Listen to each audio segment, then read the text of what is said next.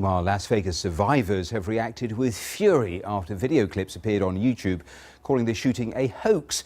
Videos with various conspiracy theories have been watched by millions. Well, our technology correspondent Rory Jones is here in the studio with me. And Rory, tell me more about these hoax videos and the response there has been from the many families who've heard about this. Well, it's not a surprise when any kind of incident like this happens. YouTube actually becomes a huge platform for all sorts of conspiracy theorists. 9/11, there are tons of conspiracy theory videos up there, and very quickly on this occasion, a similar thing happened. The kind of conspiracy theories being promoted were false flag. The idea that the whole thing was staged by the government in some extraordinary way.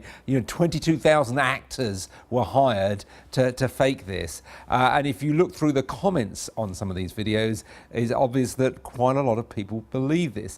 I think, though, what's really concerning is not that these videos exist, that's disturbing enough, but that in some cases they appear to be promoted by Google, by YouTube sort of algorithms, that you put in a search for information about this event and up at the top comes not the real news but the fake news. I'll come to the response from the authorities in a moment or two, but in terms of the response from the families, what has been said? Well, it's completely obvious how distressing it is if you've been caught up in an incident like this. They've said, we know what the truth is, we were affected, we've had loved ones shot. And it's a disgrace that YouTube is not doing something about this. They want these videos actually taken down. So tell me more then about the response there has been from YouTube. What have they said? Well, it's quite a bland response. We've got a little statement from them which says, when it comes to news, we have thousands of news publishers that present a variety of viewpoints available on our news channel. They're basically saying that it's not up to them to censor. They're going on to confirm, though, we got a separate message saying none of the videos reported to us breached our guidelines. And here's the issue.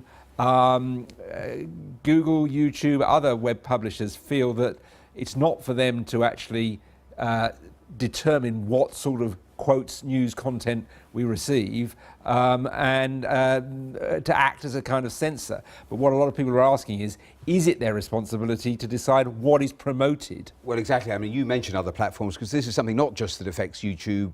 Other platforms have been grappling with exactly the same issue and controversies, haven't they? Yeah, this is an issue that we've seen explode over the last year, particularly in relation to last year's US presidential elections. Facebook under the spotlight this week.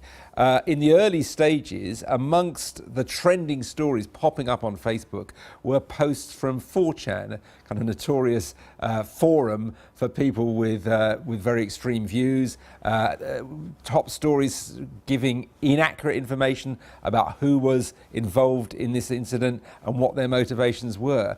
And Facebook and Google alike basically blaming their algorithms, saying, difficult for us, it's the computer has decided this. Although we have heard from Google today that they have been tweaking their algorithms to try and deal with this issue.